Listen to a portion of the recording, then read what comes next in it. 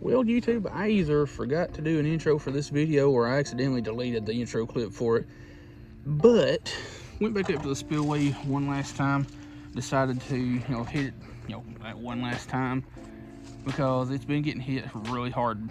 Aside from me going up there, because I've made several videos at this spot.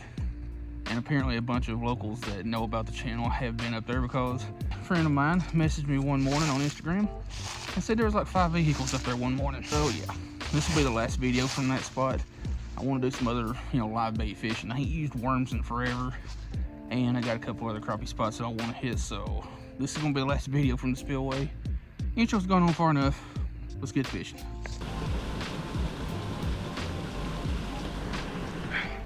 All these damn little bluegill down there. I can't do nothing. It is. They'll just get a hold of the tail and that's it. I'm doing the same thing right then, just a little bitty down. That's where being with safety. There's one finally big enough to, yeah.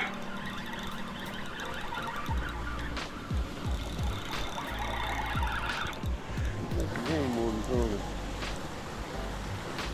measure stick. And I've been checked by the same game warden so many times this year. He don't even ask for my license anymore. I ain't seen one in a while. Well, that was probably 12 inches or so, but more. I put a little thing in that polish on each end of my rod with a 10 in. yeah, well, I've caught so many crappie around that 8 to 10 inch mark. I know which ones are bigger without bothering with measuring. 8-pound braid you got?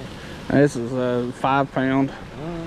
Yeah, 5 pound canine braid. I know old Jack's Bait and Tackle there off of Bonnie Oaks has it, or at least they did, because that's where I got my last batch. The braid that's on that rod there is 4 pound braid, and it's from a company that I'm affiliated with. It's Creek Life Lure Co. The biggest they make their braid in's 8 pound test. Damn bluegill. I started to stop by the gas station and get some worms, but I was like, no longer, and I'm going to be out.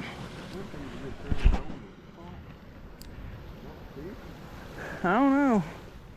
There's a buddy of mine messaged me on Instagram this morning, said that he came up here and he's going to try to catch some crappie, and said, I guess everybody knows about that spillway now. You think there was 5 vehicles parked up here this morning.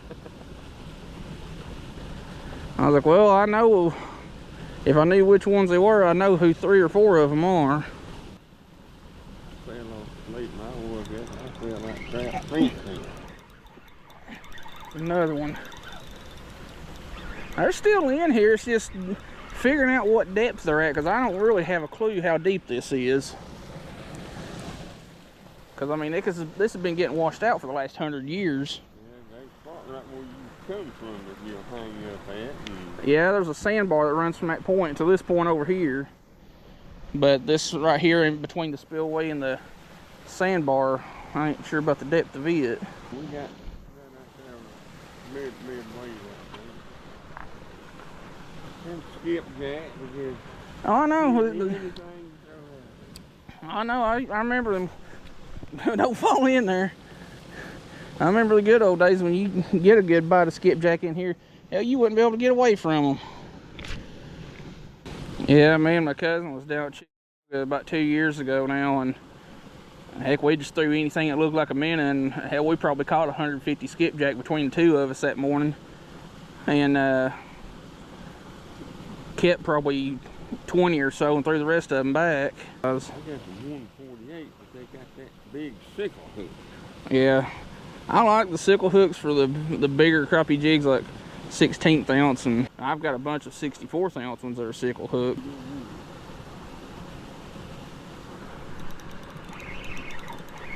What snuck up and got it when I was trying to, hey, different species.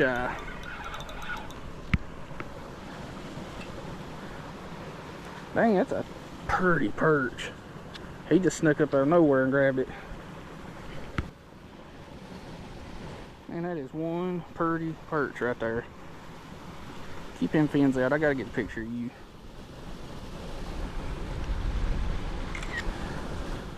That is one of my favorite fish as far as how pretty they go. I don't know about y'all, but I find it aggravating as hell whenever you got your line tangled around your jig head. One problem that I definitely got to deal with this afternoon is we've got just ever so slight of a breeze, and it's not much, but it's just enough to where it's blowing my line way to the left, and it's really hard to stay where I want it at because these fish are still stacked on top of this sandbar. I may just say screw it and switch to a bigger jig head, that way it stays where I want it just a little bit longer. Alright, I've got another rod with me with a little bit lighter line on it. I'm going to tie on a little bit smaller jig and see if I can get or hurt the feelings of some of these some of these bluegill that are harassing me. Doubt I'll be able to because of this freaking wind or breeze, whatever you want to call it.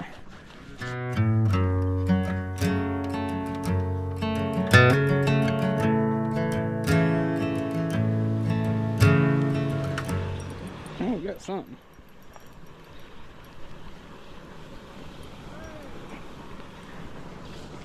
Yeah, it's about time one showed up.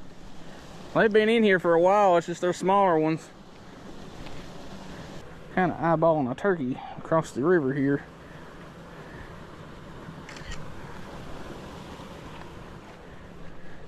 At least I guess that's a turkey. If it is, it's a damn monster.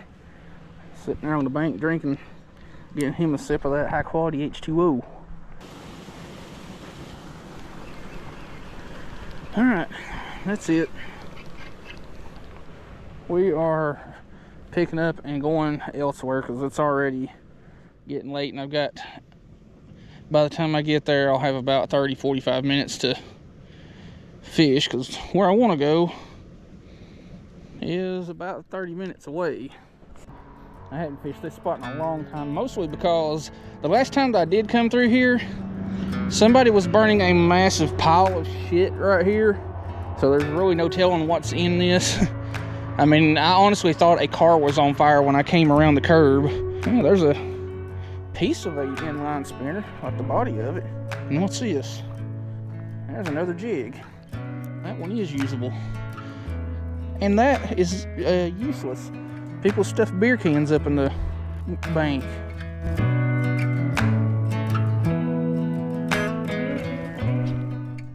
Alright, we're back up here at the little spillway about the same time as we were yesterday. And I'd left here yesterday and went to two other different locations. This is why I fish a lot of the same places just over and over and over as hard as I do. And I know it's a bad thing, but at the same time, don't leave fish to find fish. And the two places I drove to yesterday had ice all over them. Like, it's strange saying that here in but the bite was just non-existent. These creeks are so shallow that the fish are just shut down. They're not biting anything, any presentation, size, color, whatever. And like I said, a lot of ice on them. It's just hard to navigate around the ice. And you know, ice can cut your line. I don't have it happen very often, but it happens. So anyway, we got the spillway to ourselves this afternoon, and I seen a fish jump. It's kind of strange seeing a fish jump when it's this cold out, which today is considerably warmer than it was the last couple. Like, I think today's in the upper mid 40s, something like that. The last couple of days were in the upper 20s, mid 30s, and windier. So anyway, enough yapping, let's get fishing. Alrighty. Yeah, we've got a little bit of a breeze because my line had about a 30-foot bow in it right there. Like, it's not a noticeable breeze, like 2 mile an hour tops. Like, seriously, that's about as bad as it's got. But it's enough that it is moving this super light line, making it hard to present baits the way I want. And it's exactly what I'm talking about.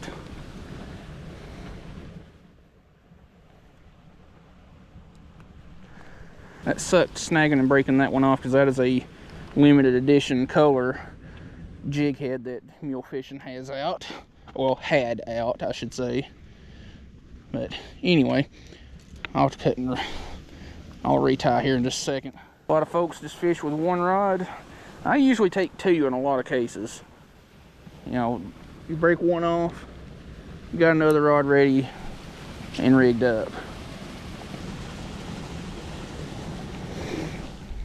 Alright, tried throwing around this little 1/64 trout magnet for a couple of minutes, but the current is way too strong and it's just dragging it all over the place. And as soon as I start to, you know, try to work it, the current catches it and lifts it up out of the column. So onto a bigger jig head we go. Actually, you know what, as clear as this water is, I would probably benefit from a short little piece of fluorocarbon. Now, crappie aren't line shy by any stretch of the imagination, but it never hurts to have a fluorocarbon leader on.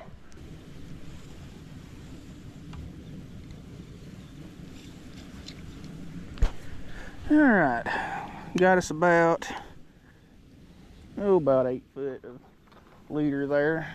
I usually try to make my leader material or leader length about the same length as the rod, maybe just a little bit more. You know, that way if I want to tie a certain type of knot that requires a little bit more line, like a loop knot, you know, I've got plenty to work with. Alright, we re-rigged. So went back to what has worked several times here before. It's just a little chartreuse Arky sickle head with a Z-Man Baller Z. I don't know what that color is because the label kind of wore away, but it's like a transparent purple glitter or something other like that. Pretty natural colorway.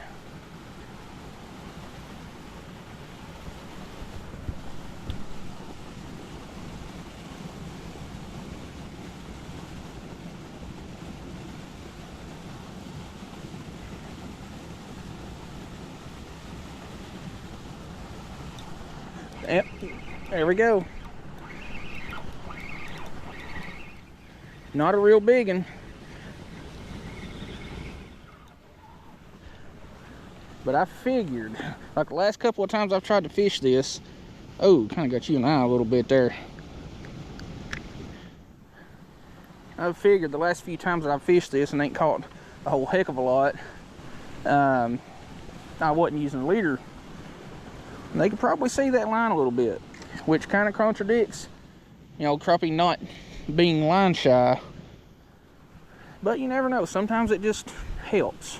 Crappie aren't line shy, but like I said, if you can make your bait look a little bit more natural, a little bit more realistic, sometimes that little bit of change is all you need. And there we go, had another bite. That's really the reason why I stick to a lot of the same colors. Yeah, I use chartreuse and, you know, pink colors and, you know, your electric chickens and stuff like that and colors, but the majority of the time I'm sticking to natural patterns. You know, your grays, your gray white, your white patterns, because those just look more like bait fish than anything. You know, your monkey milk, even those colors are more natural than a green black or chartreuse black and or red and all that. You know, of course, you know, different colors have different profiles in the water. Like some are just more bold, some are just more obnoxious. You know, if it's muddy, I'm going to use a chartreuse or chartreuse white, because those two colors are going to be easier for the fish to see, because it still looks relatively similar to a natural bait fish color. Sometimes I'll throw black, stuff like that, but most of the time when it's muddy, I'm going to throw some brighter colors. If it's clear, I'm going to throw more natural colors. Hey, we're finally hooked up with something. What do we got? We got one of them little peckerhead bluegills that's been harassing us for a week. Not a bad one. I mean, it's not great, but it's not a bad one. I think it's getting later than I had intended on being up here. Last look. I ended up tying on a double jig rig, which I've got the bigger jig head on the top instead of on the bottom like it should. because of tangles, and I've already had to deal with that. But seems to be getting a couple more bites. Another one. That one came on the trout magnet. A little bit, well, considerably smaller one. Yes, I take a picture of every fish I catch. I have a logbook, yada, yada, yada. Taking a picture is just the easiest way to track what was caught on what day. But the way I'm working this little double jig rig is casting it out, letting it fall a little bit, and just kind of working it similar to a jerk bait. Just doing that slow retrieve with a side-to-side twitch, every now and then just stopping to, you know, let it fall a little bit, because I am working it in current, and as soon as I start working it, the current picks it up and it wants to come higher in the column. Another one. Not a big one, but it'll count. That dog will hunt. Are you picking up what I'm putting down? Are you smelling what I'm stepping in? That's one of my favorite lines ever. Heard that from old Richard Jean, the fishing machine. He's about as goofy as they get, and that's okay. I think we're all just a little bit goofy in the head. Another one. This one's a little bit nicer. I ain't even seen it yet. What are you? You are a respectable size bluegill. Alright, unhook you, get you back, and what do y'all say we catch one more fish and go to the house where it's warm and I can watch more YouTube? Like, seriously, it is unreal. Like, I saw a stat somewhere a couple of days ago about how much YouTube I have watched in whatever time it was. It's crazy. It's a large number. I watch a lot of YouTube. I don't watch hardly any mainstream stuff anymore because, well, quite a few reasons. But anyway, I'm gonna thaw out for a second and we're gonna try to catch one more fish.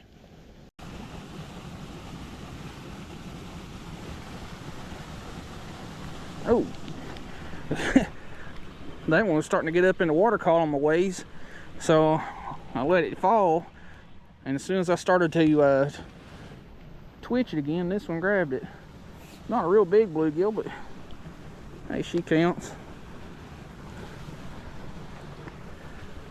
Whew, I ought to screenshot one of my other ones for my logbook. You know what? We're gonna try to get one more. What angler has ever said one more cast or one more fish and actually, you know, followed through with that one more cast or one more fish? Alright, well, it seems like the bite's dying off and I'm starting to snag more, so we're going to wrap her up. I'm going to give this spot a break because this spot has been getting fished hard, and I'm guilty of that too. It's been a really good spot, and I hope the fish kind of move back in here, and they probably will. Anyway, I'm going to check out a couple other spots in the next couple of days, do some live bait fishing, because I ain't used worms in forever, and this is that time of year where I can have a tub of worms and it not go bad for, well, till spring. Like at one time I did have like 3 tubs of worms in one of those Fraybill styrofoam worm buckets for like 3 months. Like I had it packed full and none of them died. Anyway, it's really cold, so I'm gonna get this outro finished up. If you like the content that I'm putting out, you like the video, check out all the links in the video description. The top links are my affiliate links. The one below that will be the channel membership link. So if you want to get access to videos before the public does, check that link out. Below that will be socials for the channel, the Facebook page and Instagram. And below that will be any gear relevant to what we're doing. We'll see you